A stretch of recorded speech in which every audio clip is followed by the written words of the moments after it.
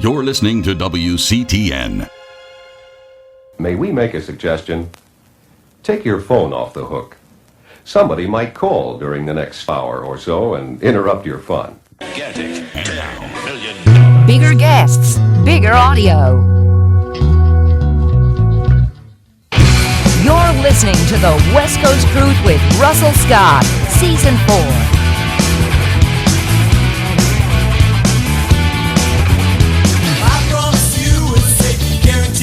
Aeroplanes, by boats, tanks, and bombs and guns.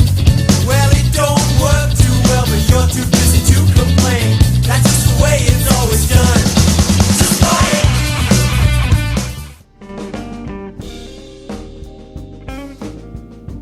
Hello, this is Laura Fisher here on the West Coast Truth Network, WCTN.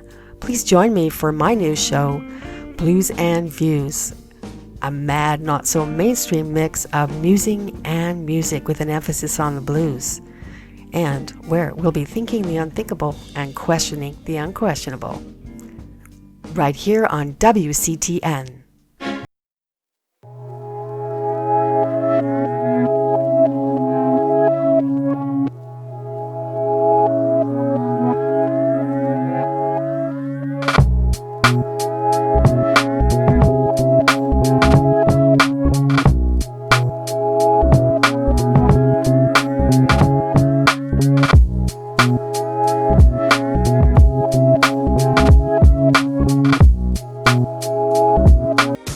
Tell me what's been going on since we've last spoken. I think we spoke in November of last year. Not a lot. Cold fusion is coming along, has not been stifled like it was last time. Eventually, we're going to see that taking over and getting rid of oil, coal, nuclear power, and so forth. And I noticed that Japan has just budgeted $12 trillion toward developing new technologies that have been withheld. Mm-hmm. And I think that means cold fusion. So you think an alternative to the nuclear program? Oh, yeah. Been there, done that. Look at the trouble they had with their Fukushima there. Mm-hmm. So, yeah, they're anxious to turn off the nuclear power and get rid of that. And they've got Hideo Kojima over there, who I published his scientific papers on how and why cold fusion works. And so they've got him to back him up and so forth. Well, I'm going to have Andrea Rossi on my program on April the 18th. I'd like to know how he is coming along. How are things progressing for him? And what does he know about what's doing down there in Greece with the Kathleon? That's the Greek cold fusion company. No, the last time I checked in with Rossi, he's talking about the warranty, the kind of things that you talk about when you're about getting to roll out the program, roll out the product.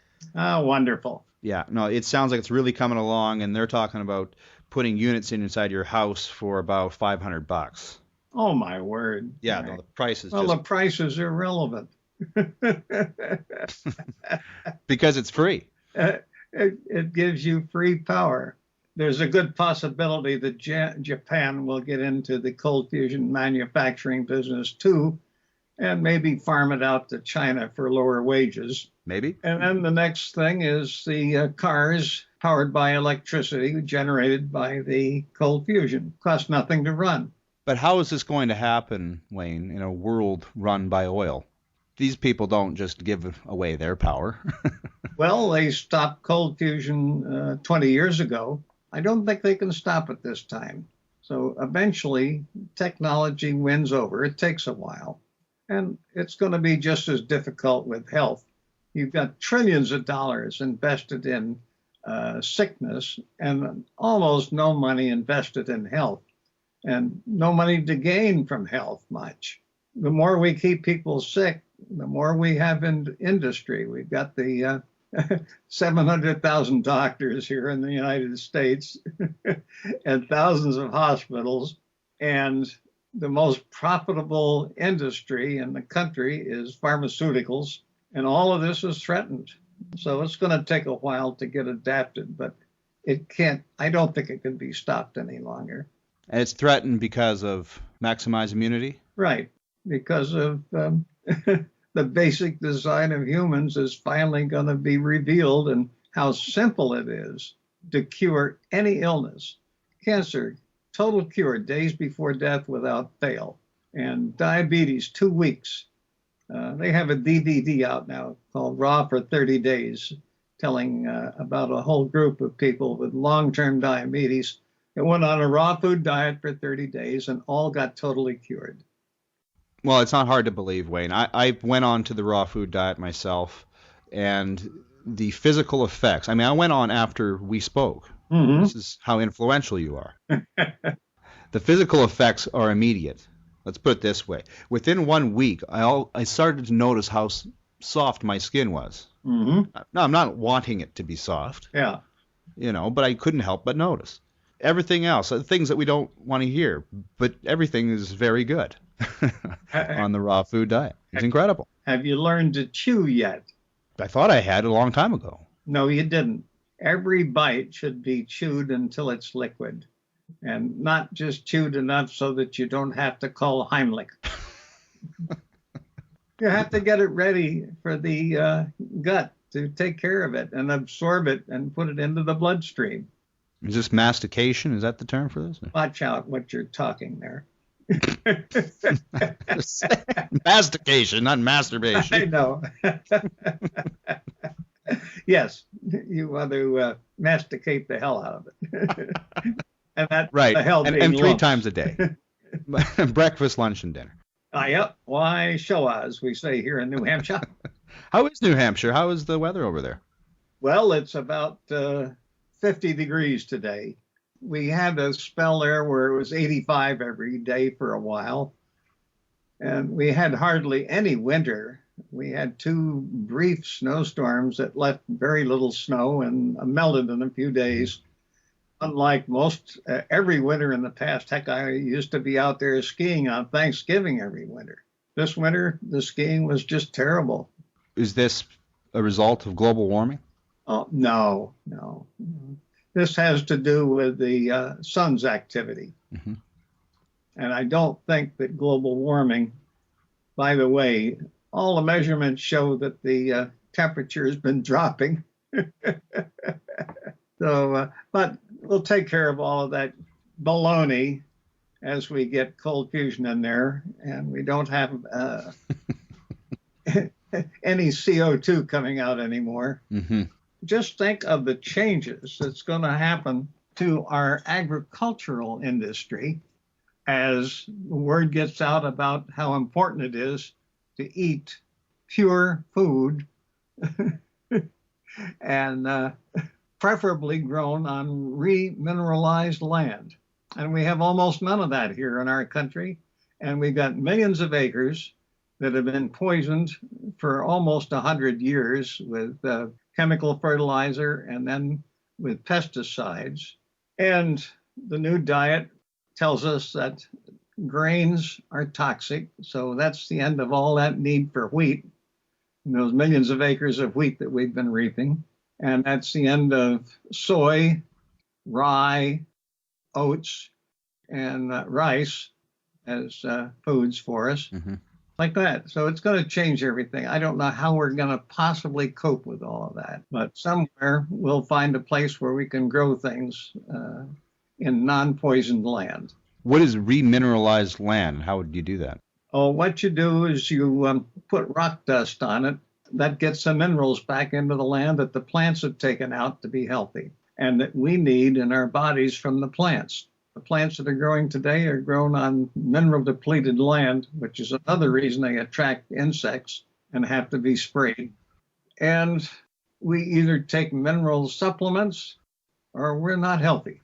Yeah, it's just an endless cycle. Monsanto is single-handedly destroying the world, I would say.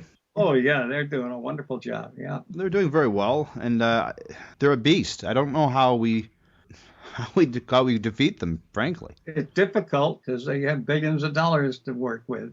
I mean, let me know, because I'm all for it. How do I defeat these guys? By gradually getting the information out there whether they like it or not. Remember, you're going to get no help from the regular media because all their money comes from the current industries. And if they say peep about health or peep about cold fusion, they're in trouble. Well, that's pretty frightening. Well, it's going to take a while to get the news out, but it is so powerful news that I don't think it can be stopped anymore. We talked about it last time, but perhaps we can do it again. What is cold fusion and how does it work? I published all the data in the Cold Fusion Journal that I published. Back in 1993, I heard about a cold fusion conference over on Maui that was coming off. So I went out there. I went out a few days early so I could scuba dive all 6 islands first. And then I went to Maui and I met Pons and Fleischmann, the original discoverers of this effect, and talked with the scientists that were working with it, and met Gene Malov, who had worked with MIT and quit when he discovered that MIT had tested cold fusion and found that it worked and changed the figures in order to protect the millions that they were getting from the government for hot fusion research. So he got disgusted and left them. And so I started the journal with him as the editor. We published the data, the scientific data was peer reviewed.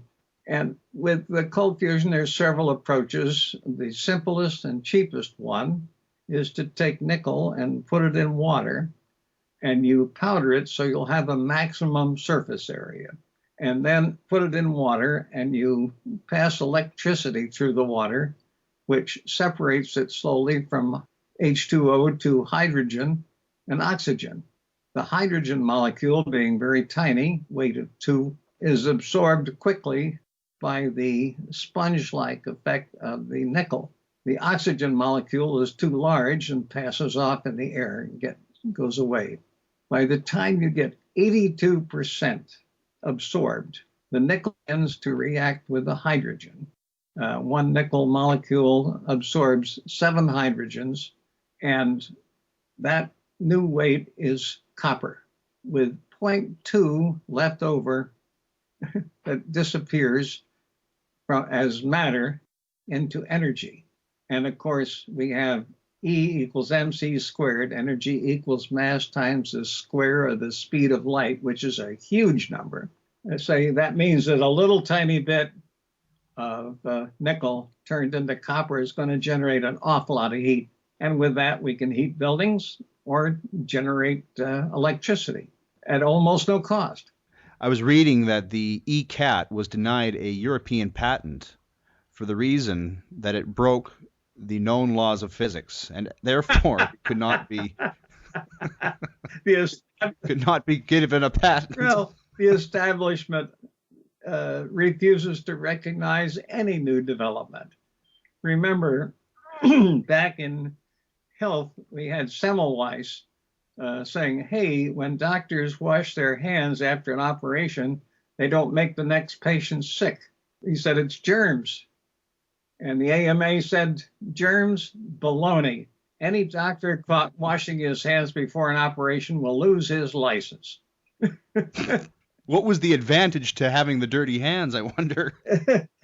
Because germs were baloney. The whole thing was, ridiculous, preposterous.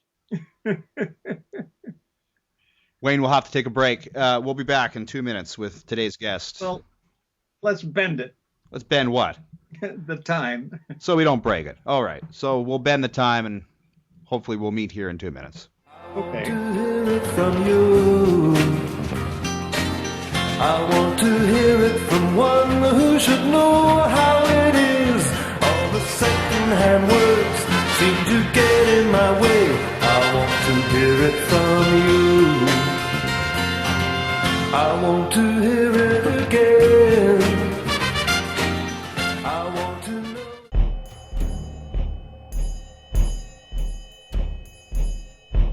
Zombies.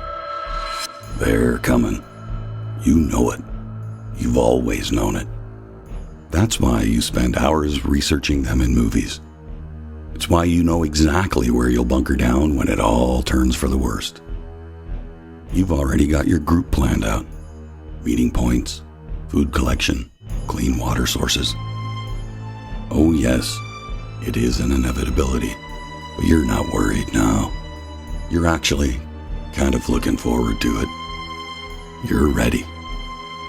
That's because you have a zombie hunter living inside of you. Let him out at ABC Gun Range. Are you getting calls outside your service area? Are you driving too much? Do you want to own your own region? Take advantage of volume buying power? This is your opportunity to lock out the competition. Join gasfitter.ca and own your own region. Our system lets you work close to home, brings you the support of a network, and all the freedom a franchise has to offer. We've created a brand that everyone will have at top of mind when thinking about home heating.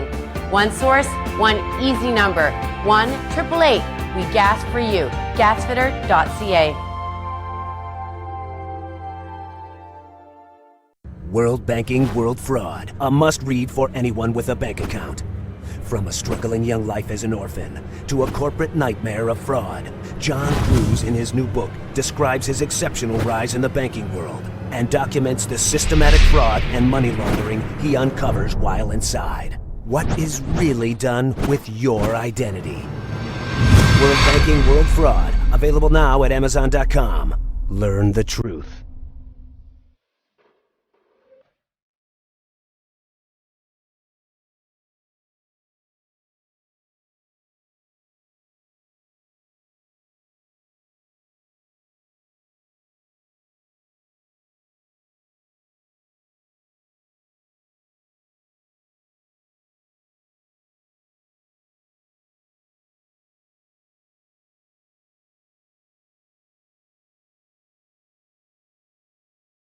We're back with Wayne Green. By the way, for the audience, most of this interview is happening off the air. Wayne, you wrote a book, Declare War, and we were just chatting about it, and I'd like to learn more. So tell me about this book, Declare War. That was the result of my being on the Economic Development Commission. When we had that recession in 1990, New Hampshire was particularly hit by it. And the governor called one day and said that he was forming an Economic Development Commission and would I serve on it? And I said, I would love to, with the understanding that I'm going to be a royal pain. And he said, I know that, and that's why I'm asking you. Welcome to the club. We met, and I said, okay, what is our largest industry in New Hampshire? And they said, tourism. I said, okay, let's double tourism. Gee, how do you do that? I said, very simple. You have a publication about it and make it so that people have more interest in it. Mm-hmm. And that fell on deaf ears. And a few years later, a fellow that I knew approached me and was looking for something to do. And I said, let's start a What to Do in New Hampshire magazine. And so we did. It's called New Hampshire To Do. And I've been publishing it now for 10 years, and we have doubled tourism in New Hampshire. It's on newsstands in 11 states, and we have about some 8,000 readers in New Hampshire and so forth. So I'm having fun with that. I went into the different aspects in the Declare War, and I said, we need to declare war on the bureaucracy. That is what is really hurting us. And I went into all the details on our educational system and why it is so bad, how it got started, and why, as a government proposition, with the whole purpose of making us dumb and making it so we were not creative, so we'd be good factory workers. Mm-hmm. What happened was that a group of the religious leaders 150 years ago went to Congress and said, we want to have the government have a Department of Education and start the public schools. Here's the system we want to use. And it was the system used by the Prussians to make sure their soldiers would obey orders and not ask questions. And the way it worked was that the students had to be in a class with the dictator up front, not allowed to talk with each other. each night they had to memorize, short-term memorize things for tests the next day. And then at the end of the month, a super test where they had to rememorize everything again for that. And that made it so that they were too busy to follow any of their own personal interests and too busy to think, to learn to think, and too busy to learn to be creative in any way. And as a result, our art, our music, and our books, the creativity disappeared within a few years from our system. And if you, one of my specialties is classical music. And after about 1920, there was hardly any really creative classical music generated after that. Very little. And in the last 50 years, none. I know that because I published the leading music magazine in the country. Jesus Christ, Wayne. Okay. Well, but when they introduced compact discs, nobody would have anything to do with them. Our music industry would have nothing to do with them, and so forth. And the music magazines would have nothing to do with them. Mm-hmm. And the hi-fi systems would have nothing, and so forth. And I said, well, this is the way to go. So I started a magazine called CD Review. And within a year, it was the largest music magazine in the country, and it changed everything. Got really fed up with the 6 major labels, 5 of which were European. They were squelching any interest in independent music. And they had their what's called hitmen that pushed their hit records or hit music on radio stations. And there's a book out by Dannon called Hitman that tells all about that terrible episode. But at any rate, I said, well, the original music is coming from the independents. So what I did was put out a series of CDs on different kinds of music, and each one had about 15 samples of independent music of that type. And they were picked out by professionals in that field of music as being the best recording on that disc that the independent had put out. And I put out these music compilation discs, and I sold them for free, except for, I think it was $6.85 shipping and handling, which totally paid for everything. Mm-hmm. and I sold millions of them. And the independent music went from 4% of the market to 16%. Of course, it's gone full circle now. It's back down, right? I don't know. Once I got finished doing that, I moved on. I did it. I don't keep doing things. I start them up. I started the cell phone industry. And you read about that on Tech Visionary, how I got that started from a hobby for a few hams and built that into the cell phone industry. And then there was a bunch of computer hobbyists. And a new computer came out down in Albuquerque, New Mexico, for the hobbyists. Interestingly, the guy that put it out had never made it work, but he said the hobbyists will figure out how to make it work. And I said, I see the future. So he put that out in January 75.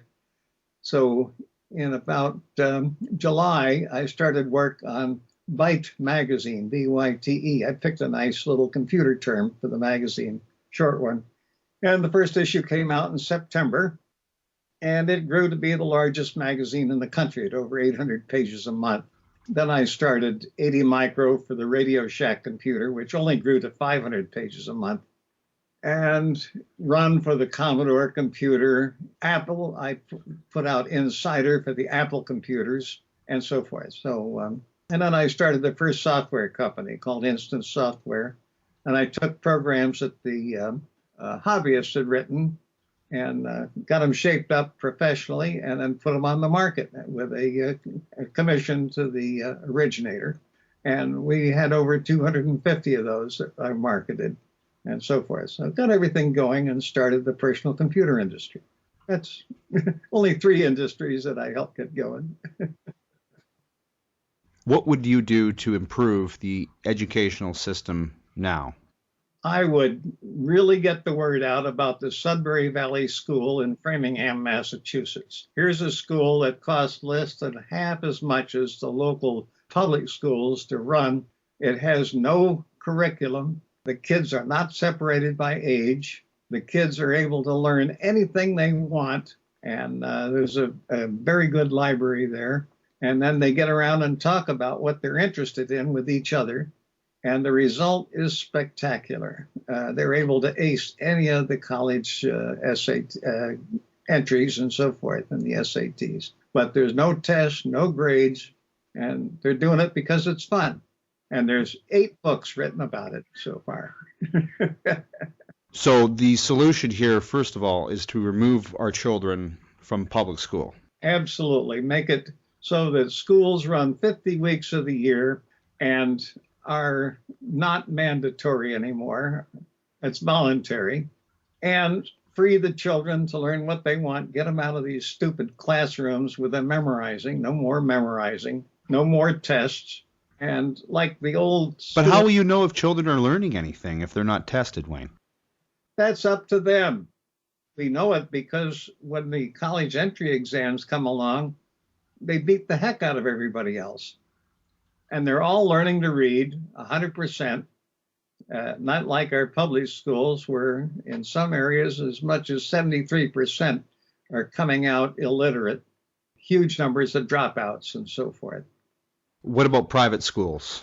I mean, the school that you're talking about is unique. Yes. Most of the private schools are still having memorizing and tests and so forth. And of course, once the government sets up tests, everybody has to teach to the tests. And never mind what kids want to learn.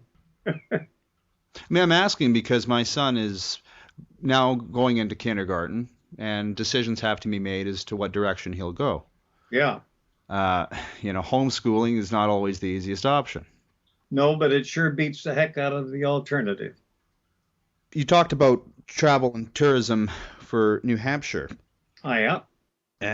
Why, sure. And I was blown away. We talked about this off the air, about the fact that New Hampshire allows people to sell raw milk. Oh, yeah, in stores, not just from the farms. Now, in other states, people are having their farms raided with SWAT teams. That's right. Well, the milk industry is huge and has a lot of weight. It just doesn't carry up here in New Hampshire. We're more independent. The heck with them. Are people dying left, right, and center up there from fungal diseases from non-pasteurized milk, Wayne? Nobody dies from those. That's all baloney. They're dying from pasteurized milk. That gives you cancer. Why do they pasteurize milk then at all? Because that way they can have the milk start in California and ship it coast to coast to sell without it spoiling. Simple thing. They can nationalize it. That's right. Always comes down to business, Wayne. So you talk about the source of things. Is then not there another source that we should look at, and that is how corporations themselves are created? I mean, we live in an age of corporate fascism, Wayne. The system does not work. If a corporation is given the rights of an individual, if they're allowed to have all the rights of an individual with none of the responsibilities, these things will continue forever. Well, we need corporations for small businesses. Beyond that, they certainly get out of hand. And they take over and own a bunch of ex-lawyer, politician, congressmen. So you would agree then that the solution here is to limit the size of the corporations? No, I don't think so. I think that by getting the word around on these new technologies, it's going to shuffle everything. And it's going to wipe out most of the major corporations. The big agricultural ones are going to blow away. You know, with no more factory-produced meat and no more huge combines and so forth, agriculture, it's going to raise heck with that whole system. When we get rid of the pharmaceutical industry and most of the so-called healthcare industry, and a lot of the grave digging industry. That's right. Scientists tell us that if we give our body what they're designed for, and adequate sleep and rest and exercise and sunlight, they should be good 120 to 200 years. And every other animal, and by the way, all the animals eat raw food, and when we put them on cooked food diets, they're living about half as long and getting cancer and heart disease and other human ailments. And that's what got Dr. Combe started with his Maximize Immunity. He says, look, what's happening to these dogs and cats and rats that are tested? And so he started putting his patients on raw food and curing them. He said he could find no illness that didn't cure. And Dr. Lorraine Day says the same thing. Wayne, we got to take a break, and I'd like to talk about religion on the other side. Okay. We'll be back. Nothing like putting your foot in the bear trap. We'll be back with Wayne Repeat.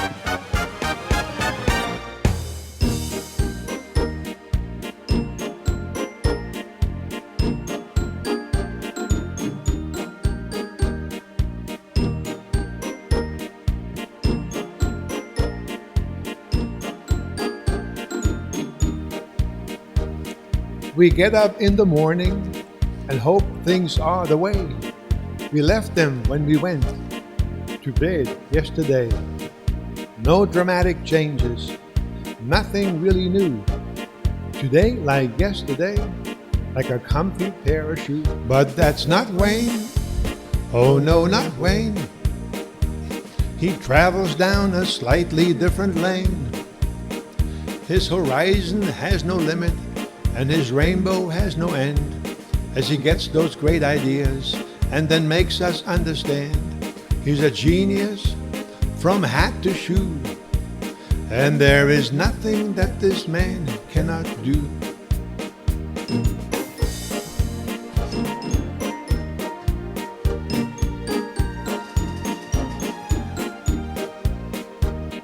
He loves to ski the slopes and dive into the deep. He travels all around the globe for memories to keep. Ask for Gilbert and for Sullivan if you want to hear him sing.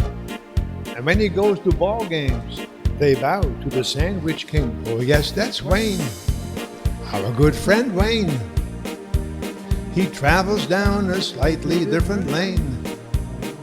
His horizon has no limit, and his rainbow has no end, as he gets those great ideas and then makes us understand. He's a genius from hat to shoe, and there is nothing that this man cannot do.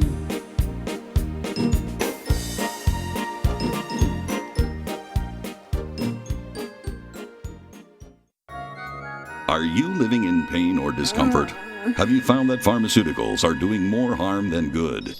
MedPot Now provides an alternative solution to achieve a higher quality of life with the highest grade medical cannabis in the industry.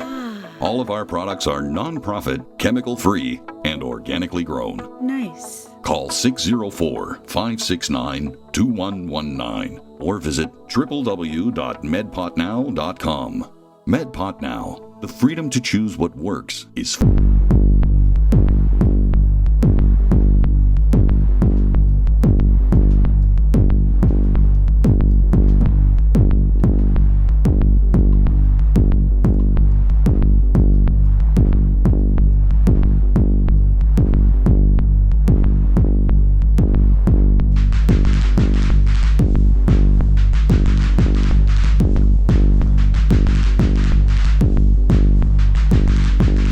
How did you find out what your IQ was, Wayne? Well, when I graduated high school, they gave us a bunch of tests to find out our aptitude and what we should go for in college. And I figured, well, maybe I'll go to Dartmouth since I was born in New Hampshire and take law or something like that. And they said, no, you have the highest mechanical IQ we've ever tested, and you must go into engineering. And I said, okay. So I applied to MIT, and they said, with your grades, forget it, go away. And I applied to Rensselaer Polytechnic Institute up in Whoa, Troy. stop there. MIT said you're too smart? No, they said your grades. Sorry. My grades were lousy. Well, I always was a C student. I never bothered. So RPI said, sure, come on up. So I entered RPI as a freshman and went along for 2 years. And then we had a war. World War II came along. Instead of being drafted the day before the draft board got me, I joined the Navy and spent the war in a submarine as an electronic technician. At the end of the war, I got out and I said, well, I'll go back to RPI and finish up. And I said, but I don't want to be an engineer anymore. There's no money in that. I want to get into management. So when I went back, they said, well, you'll have to go consult our psychological department on that. I said, okay. And I took the tests. And they said, well, we've measured it here, and you have an IQ somewhere over 200 beyond where we can measure, and you can take any course you want. So when Mensa came along over in England, I read about it and applied, knowing that I would have no problem. And then I became member number 15 in the United States. And I got a call from one of the other members, and we got together and said, okay, let's form American Mensa. So he and I formed American Mensa. I was the secretary because I was just starting my 73 magazine for ham radio, and I had all of the publishing equipment and the addressing equipment. We got American Mensa started. That was 1960. You good with numbers, Wayne? Yeah. What's 4,234 times 189? No, I don't do that. No. No, I use it for things like figuring out, how gravity works and why we have inertia and stuff like that. The esoteric concepts. Right. I like to look into those, read up on anything that I can find and say, okay, what are we missing? Like antimatter. You've heard about that? Yes. It doesn't exist. Do not all positives have a negative? Is there not, if there's matter, would there not be antimatter? No. Why not? Okay. Because that does tickle my curiosity for sure. Okay. Well, matter is made up of atoms that are spinning, right? Yes. And antimatter is atoms that are spinning in the opposite direction. So if you put the two together, you get a heck of an explosion. The only problem with this, if you imagine something spinning and you look down on it, it's spinning clockwise. If you look up on it, it's spinning counterclockwise. It's just how you're looking at it. Yeah. The matter is not spinning in an opposite direction. It just looks like that from where your viewpoint is. So they don't bother each other. As a matter of fact, each matter is a little vortex.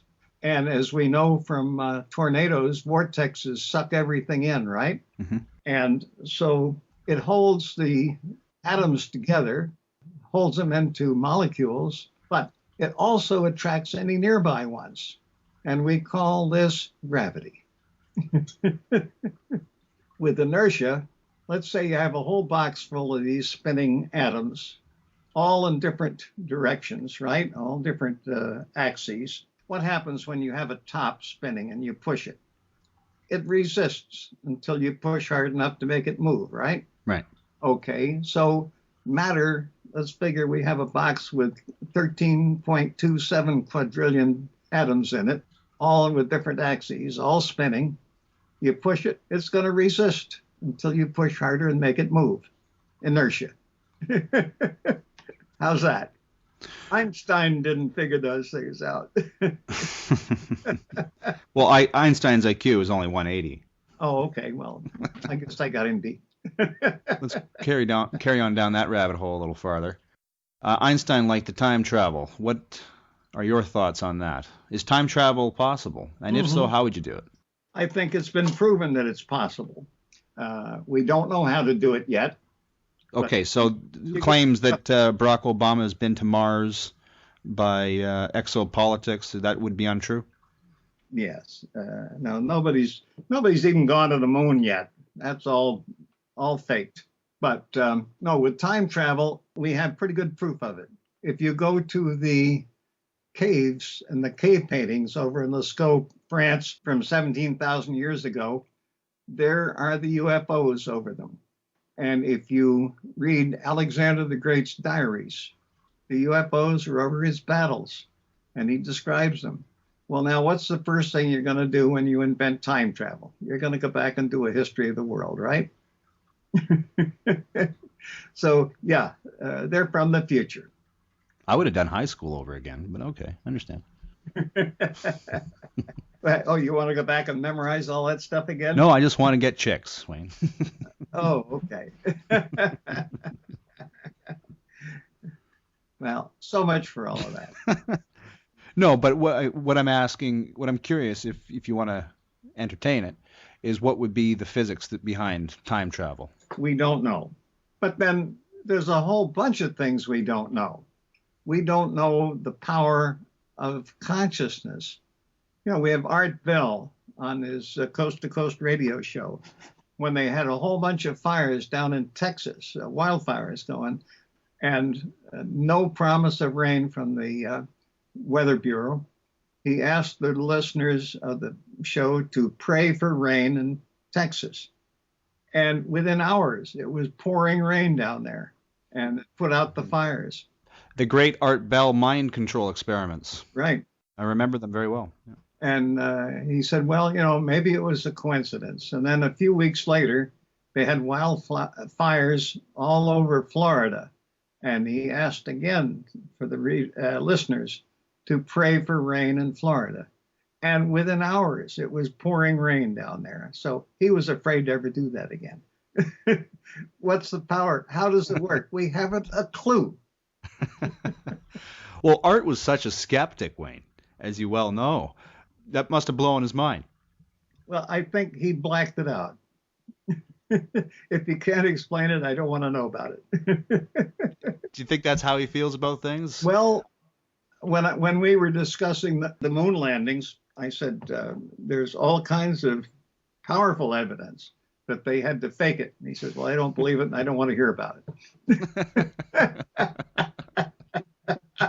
Yeah. I don't want to hear any more about it. Oh, well, God bless him. Speaking of which, right. Is there a God? It's not easy to answer that unless you define what a God is. And we have no definition of that. Thanks. We have the belief of the various religions, but I have a problem in life, and that is I have never been controlled by belief in anything. The same thing with addictions. I tried smoking for a few days, and I said, yeah, that's the end of that. I tried drinking coffee. Yeah, that's the end of that. I tried alcohol, and I had to drink when I was in the Navy to be with the guys when we went ashore on shore leave. But as soon as I got out of the Navy, that was the end. I never drank again. Never had any addictions to anything. Never have had any beliefs, because belief closes the mind to data. And I want to know what's going on. I want all the data I can get. Belief in God? No, I don't believe in God, but I don't know how to define that. Yes, we have all kinds of weird forces going on. We have a wonderful book called The Secret Life of Plants, which explains the research that went into proving that plants know what we're thinking and can react to it. That's crazy, but it's facts. We have The Secret Life of Your Cells book, which explains that the human body's cells, when separated, keep in touch with each other over any distance. I've heard about this. I heard about this yesterday, Wayne. They had the taste buds of someone's in a petri dish, and the taste buds reacted to the visualization of food on the TV. Right. In a petri dish, just as they did with the person. There's a book called A Change of Heart by this woman who screwed up and broke her heart and had to get a new one. And she was given a heart from a teenager that killed himself in a motorcycle accident. And she immediately began feeling his thoughts and urges and tastes and wrote a book about it. And we get the same thing from our blood transfusions. We get a piece of the person that donated the blood is with us permanently. Well, this brings us back to religion. You're not supposed to take the blood of another. Is that Islam? I don't know. No, we have the religions all fighting each other down through the centuries, killing, and the Christian sects each fighting each other, the Muslim sects fighting each other. Love it. And now we have the Muslims gradually taking over Europe and working on taking over the United States. We deliver, 1.4 babies per couple, and they're delivering 5 and 6. So it won't be long. A few years, we'll be a Muslim country, unless we do something. Now, the alternative is not a Christian country, is it? We have been a Christian country since we started, which is why Spanish particularly went down through Central America and killed off 90% of those heathens down there. And as I explained in my blog, why Christians came over here in refuge from Europe and killed off 90% of the heathen Indians here, put the rest in concentration camps, and so forth. So, we've been a Christian country pretty much. Right, but then would the solution not be to, oh boy, I guess you really can't separate that. No, what we need to do is learn more. We've got so many hints. There's a book out called Write It Down, Make It Happen. And it says if you write something down and concentrate on it, the odds are very good that it's going to happen. As a matter of fact, there's some wonderful books on that. This is like the Law of Attraction. The Secret is right. Premier book on that. Yeah. Yep. It works. It absolutely works, Wayne. That's right. And we have, of course, reincarnation, for which religions have no explanation. But it's been proven over and over by research. There's some wonderful books on the subject about kids that were born over in India, and when taken to the town where they had previously lived in a previous life and had never been in this life, they knew the people, they knew the places, they knew where they hid things when they were kids and so forth. And I ran into it. I got into Dianetics, which is a nice approach where you can cure any illness with no drugs. Here I am able to cure any mental illness and any physical illness.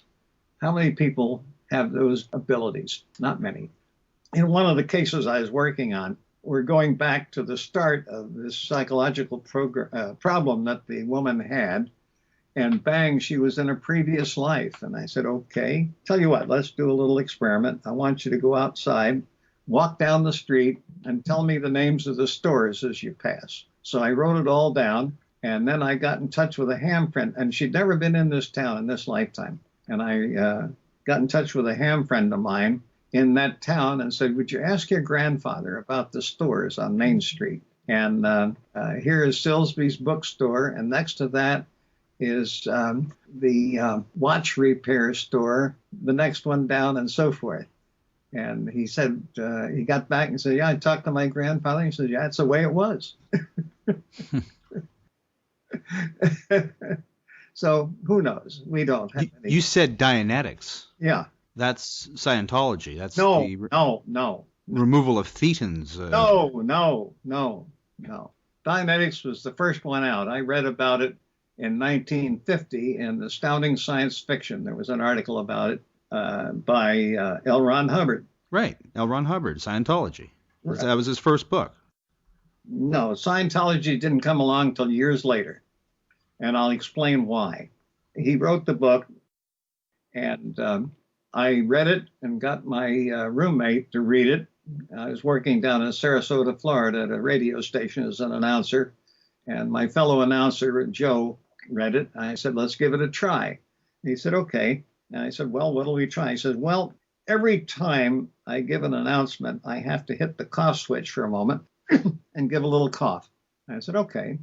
So I used the instructions in the book, put him under a light hypnosis and said, let's go back to the first time you had to cough. I said, how old are you? And he said, 7. And I said, is that years? He said, no. I said, is that months? He said, yes. So we proceeded to go through what had happened when he was in his mother was pregnant with him. And after that, he no longer had to cough before making an announcement. And when his mother came to visit, I took her out for coffee and I said, look, when you were pregnant with Joe, did you and your husband for a while live in the back of a factory? And she said, oh my God, yeah. And I said, and did you have a bad cough at that time? See, every time she coughed, it hurt little Joe in there. And so he recorded everything he heard, felt, and experienced at the time and said that was equal to pain. So she said, yeah, I did have a cough. And I said, and did you and your husband decide to have you move next door with the neighbors for a while till you got over it? And she said, oh my God, yeah, we'd never talked about that. And I said, and what was the name of the neighbors? Oh, I don't remember. Was it Perkins? Oh my God, yes. So convinced me, and I was just at the point where I was getting a big raise in salary and more time on the air. And I quit my job and went up to the Hubbard Dianetics Research Foundation in Elizabeth, New Jersey, and said, I want to learn more about this and get really good at it. So I paid my $500 and had a 6 weeks course, and I did get very good at it. But I also discovered that Hubbard was not the originator. He was a science fiction writer, and he put a science fiction twist on it. But he had discovered the manuscript in a hospital somewhere when somebody died, and then pretended that he wrote it. So when he processed me as a Class X exhibit, he did a terrible job. Sorry, L. Ron Hubbard? Of course, I worked with him. Sure, knew him personally. And he processed me and left me in a dizzy state. And the head of the place there got me back into present time again. I was wandering around the streets still under hypnosis, and Hubbard didn't know how to fix it.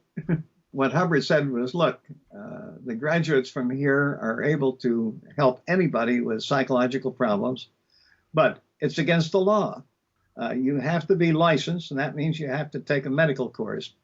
So he said the answer is to form a religion, and then they can give religious consultation. So he formed Scientology, and he got carried away with the power of that and dreamed up the whole bunch of baloney. And if you read about Scientology today, you find that it has almost nothing to do with curing people of any illnesses or any mental illnesses or anything like that. It's totally taken over. And there's a wonderful book about Tom Cruise and his whole involvement with that. And if you read any of that, you'll see why I never became a Scientologist, never would have anything to do with it ever. Well, I openly call Tom Cruise and John Travolta, I think they're both scumbags. Right. And the reason for that is because they must be paid by the Church of Scientology to be frontmen for their organizations. Sure. I mean, and Scientology has been linked with many suicides of its members because they've taken them for every dime they've had. That's right. With a thermometer and the removal of their thetans. It's the most disgusting organization. Exactly. So it's interesting. I never got involved with it ever. But you're saying then that Dianetics, there is kernel. Pardon me? Dianetics works. And there are kernels of truth in the book Dianetics. Absolutely. If you just read the book, you'll be able to do it and effectively help people. To be honest with you, I have the book here, but I never read it because I just thought it would be nonsense. No, the book itself is good. Sold millions of them. They did, but the Bible's the best-selling book of all time, Wayne. Yeah, great. Well, let's take our last break. Okay. And we'll do it one more time after this short I wake up in the break. mornings here. She's in a robe and drinking beer. She says she knows Bette Davis and says the Lord will save us. I think I'll best get out of here. Razzmatazz, all night jazz. This crazy LA living is wearing me down. Razzmatazz, all night jazz. Canada has a harsh climate for any roof. Heat and humidity in the summers, rain and snow in the winters, and wind and hail just about any time of year. Time for a new roof or roof repair? contact roofix.ca. Roofix.ca takes great pride in the craftsmanship that goes into every one of our residential roofing projects. Call roofix.ca at 604-565-1443 or visit www.roofix.ca. At cafepress.com, find or make exactly what you want to put the you back in unique. Go to cafepress.com, pick a tea, hoodie, water bottle, or any product. Express yourself, who you are, who you want to be, what you believe in, what he believes in, who you like, who you really like. Make a statement with the perfect, unique holiday gift. T-shirts start at just $9. cafepress.com. Find stuff, make stuff, automagically. On the next episode of The West Coast Truth with Russell Scott. Most unmanned aerial vehicles have to have some type of a terrestrial controller, meaning a person at like a military base who has like a joystick and a computer screen and can, guide the device. The UAV, the RQ-8A Fire Scout is different. It doesn't require any human to do anything. The drones are going to be part of these eradication systems. They'll be able to tell if you have an RFID chip installed or not. The military, special individuals working on behalf of the New World Order, these guys will have these RFID chips installed. They won't be killed. These human eradication systems that we know about, they're going to use RFID technology as the identifier. The West Coast Truth with Russell Scott. Season 4. 4, 3, 2, 1. Earth below us, drifting, falling, floating, weightless, calling. We're back with Wayne Green. Wayne, why did the Big Bang never happen? It was something that astronomers cooked up to explain the redshift of galaxies that were further and further away. And they said, well, that's the Doppler effect. And the further they are away, the more they're accelerating away from us. Therefore, the light frequency will go down, which was okay, except for one thing. I published an article in my 73 amateur radio magazine back in September 1969 called Light Runs Down. We have out in space all this black, whatever it is, black matter, they call it. Dark matter. Dark matter, yeah. So as light is traveling through space, it gets slowed down by all the dark matter out there. Galaxies and stars are not receding, all of them. We're not the center of the universe here. That was something that astronomers got screwed up on. The universe is steady state. It doesn't matter what point in the universe you would be at, it would appear, if the universe is expanding, that you are the center of the universe wherever you are. It's a matter of relativity. Exactly. If you believe in the Doppler effect changing the frequency of light, rather than light running down because of the whatever it is out there in space, whether it's hydrogen or dark matter or whatever. So you're suggesting that the universe is not expanding or contracting? That's right. Steady state. So how did it start? No Big Bang. I mean, that's obviously a big question, but... Ask God. Put him on the spot. Is he a he? Why do things move? Why do things move? That's the question. Well, if it's a steady state, why do things move? That's my question, yes. Oh, okay. A pond, it has ripples. Yes. The ripples in a pond, that's the movement, say, of the universe. Yes. If it were steady state, it would be calm, no? No, everything is spinning. We have the whole universe made up of little vortices, if you will. So there's a lot of energy there that moves things around. As the molecules or the atoms attract each other, pretty soon they get big enough so that we have a sun form. And then we have planets form and so forth from these vortexes attracting each other. We call it gravity.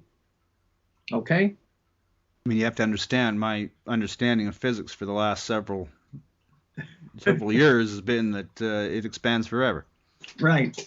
Exactly. And we're the center. By golly, we were right there. And Yeah. all these other millions of planets and galaxies are just spun out from us, right? Sure. Tell me about these 16 saviors. Oh, okay. Yeah, there's a book out called The 16 Saviors Before Christ. And it does a wonderful job of going back through history on the 16 people who were mostly born on December 25th of virgin births with wise men present at their birth. And they had 12 disciples each. And this is down through history. So it turns out this has all to do with things like the winter solstice and so forth. Well, there were no wise men. The wise men were never mentioned in the Bible, actually. Really? There were the Magi, and it did not mention that there being three either. It just said that the Magi brought gold, frankincense, and myrrh to Jesus. Yeah. People then assume that that means there were three of them: gold, frankincense, and myrrh. Apparently, they carried that on their back, not on a cart, because gold's so easy to lug around. Sure. Also, it doesn't seem likely that it would be three guys traveling through the desert with a bunch of goodies and not get ripped off. So the whole wise men thing has been somewhat misquoted. Right. And most of these saviors were born with a star in the sky, too. Oh, it goes right back to Samaria, and then Horus, and it's incredible. Yep. What's incredible, though, is it's in plain view. How do we not notice the truth when it's right in front of you? How do people still go to church on Sundays and put a blind eye to this stuff? It's incredible. The power of belief. It's very powerful. And that's why you're saying you believe in nothing. I never have. My mother started me to Sunday school when I was 4, and it was interesting stories, but I never accepted a belief. And as a matter of fact, it was when I went to Sunday school when I was 12 with my good friend Alfie, whom I'd known since I was 4 and had since moved down to New Jersey and Washington and then back again. So we got back together and joined the Boy Scouts. But we went to church, to Sunday school one Sunday, and a fella came in with a big box of radio parts and offered them to Alfie. And he said, "Nah, how about you, Wayne?" I said, "You bet." So I took him home, and there was an article in Popular Mechanics on how to build a cigar box radio. I said, "Hey, I got most of the parts." So I built it, and it worked, and it got me for life. I went on to become a ham radio operator and published electronic magazines for 40 years on my ham radio magazine, 43 years. How did you have your life saved by knowing French?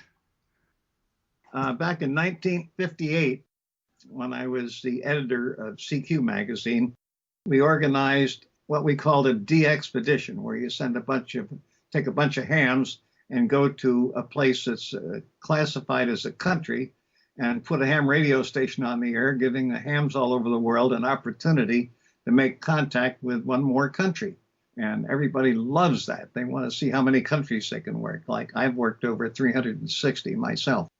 So 6 of us got together down in Miami, went over to Nassau in the Bahamas and rented a boat, steamer sailor, and we headed down toward Navassa Island, which is a small island 1 by 3 miles between Haiti and Jamaica, and owned by the United States. We took it over after World War I when it had been a prison camp for Germans, and we took it.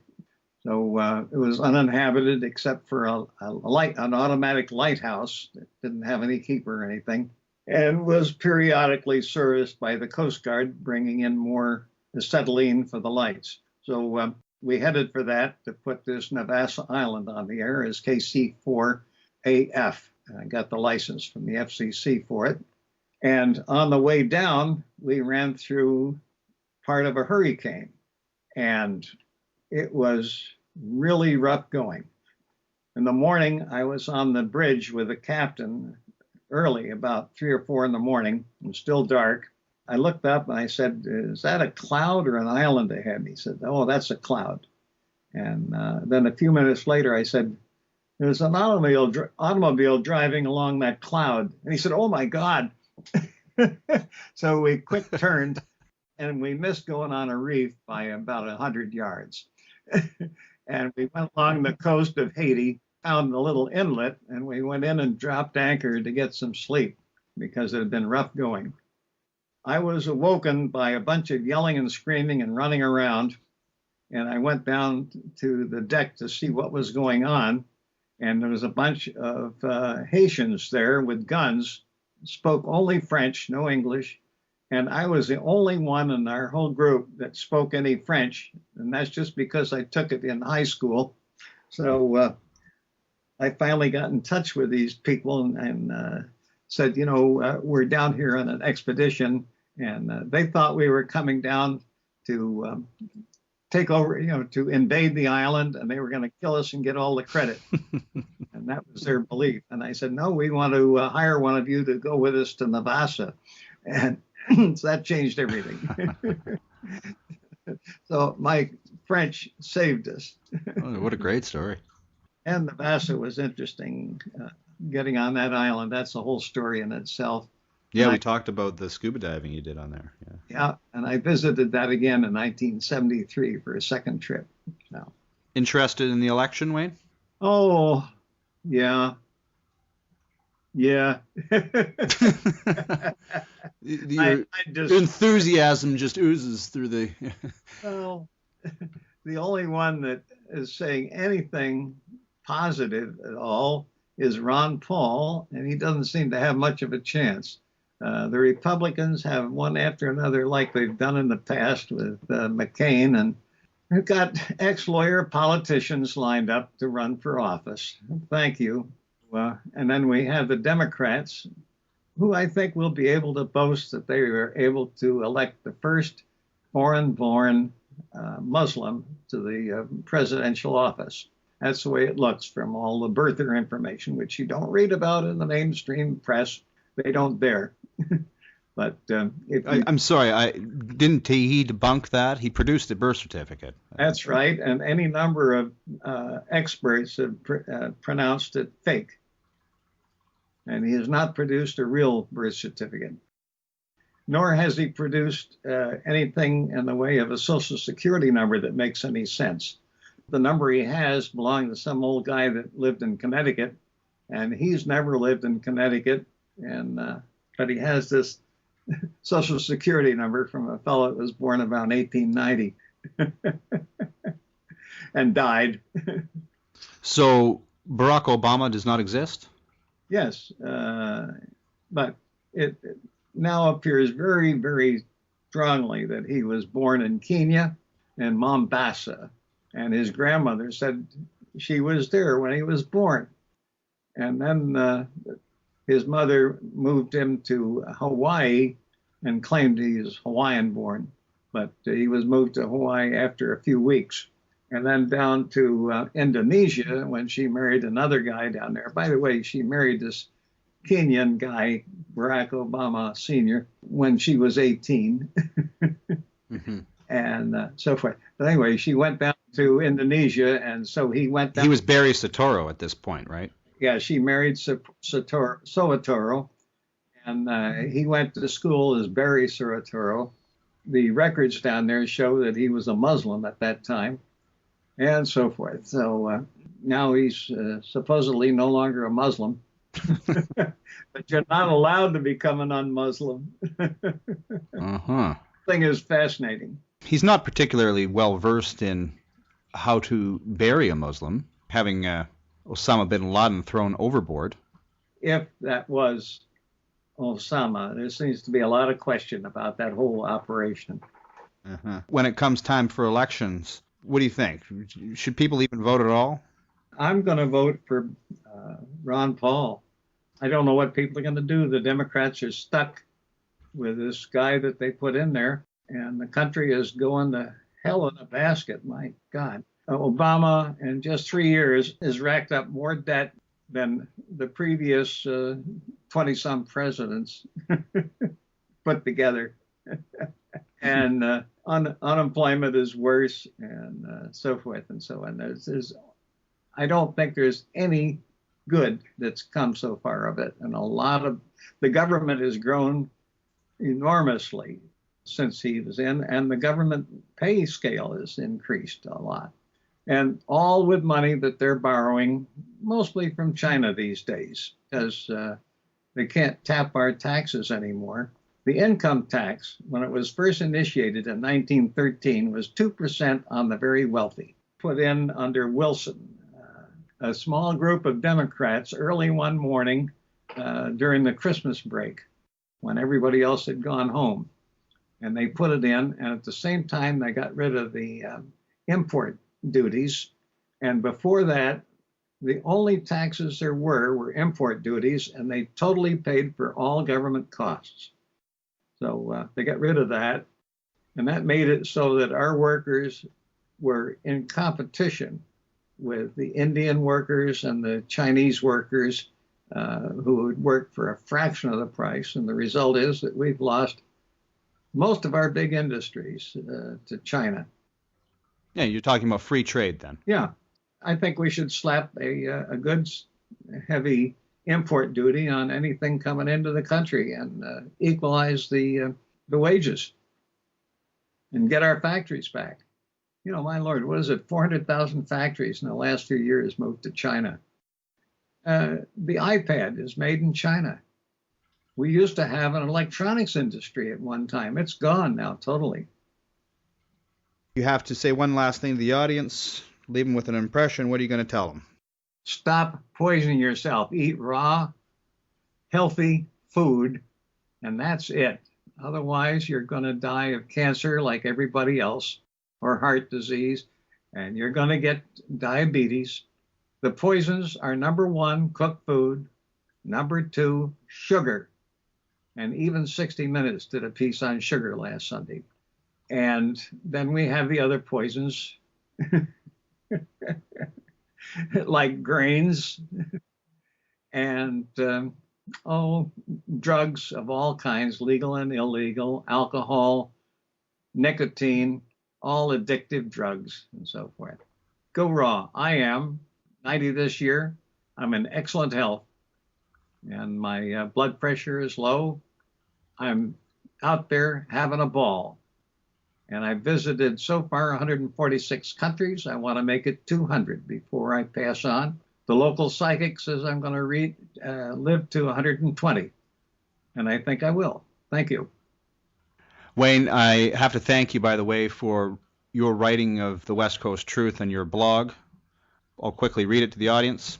You said, "This is an internet radio show run by Russell Scott that features interviews with some of our more controversial figures like me. On April 18th, he's scheduled to interview Andrea Rossi, the man who disinterred cold fusion and is taking orders for units over in Italy. He's doing the job that Coast to Coast AM should be doing." Oh, and I'll be on his show again Tuesday, April 3rd.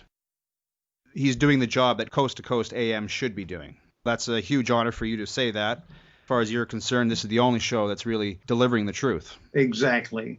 And they're busy over and over and over about UFOs, ETs, and all that nonsense.